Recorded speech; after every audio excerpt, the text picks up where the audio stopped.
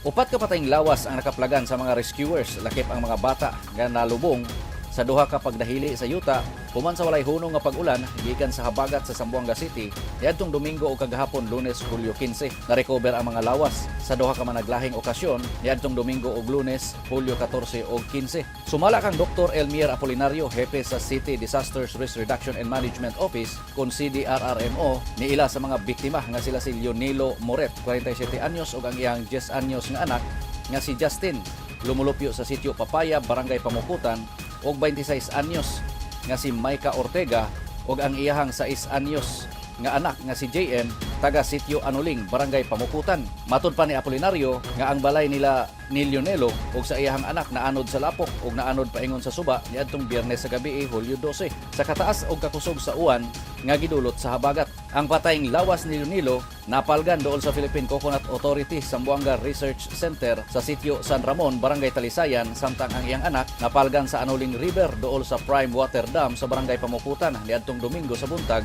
Hulyo 14. Ang patayng lawas ni Ortega ug sa iyang anak na recover sa mga sakop sa retrieval team niadtong Lunes, Hulyo 15. Ang balay ni Ortega sa sitio Anuling, Barangay Pamukutan nalubong sa lapok ug sa mga bato. Hinungdan nga minggamit pa og bako ang retrieval team sa pagkuha sa mga patayng lawas, samtang ang CDRRMO water tanker maoy gigamit sa paghawan sa dalan nga natabunan sa lapok.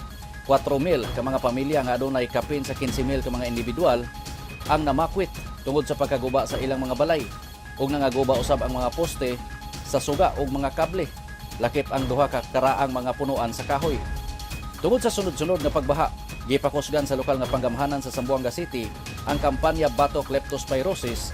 Ang Zamboanga City Health Office nagbutang og mga trabahante sa mga evacuation centers aron magpahigayon og medical nga konsultasyon ug pagpang-apod-apod ngadto sa mga biktima o mga prophylaxis sa mga residente nga naigo sa baha aron maminusan ang resgo sa pagkatap sa leptospirosis ug uban pang mga sakit nga adunay kalabutan sa baha.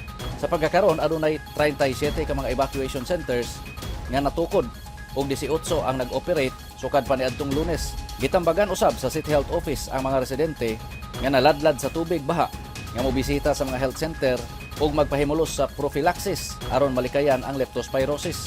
Gitambagan usab ang sayo nga konsultasyon alang sa mga residente nga adunay hilanat pagkahuman sa pagbaha. Gikan sa Asia's Latin City, Ciudad de Zamboanga, Junto Bilag, Newsline Philippines. Stay safe.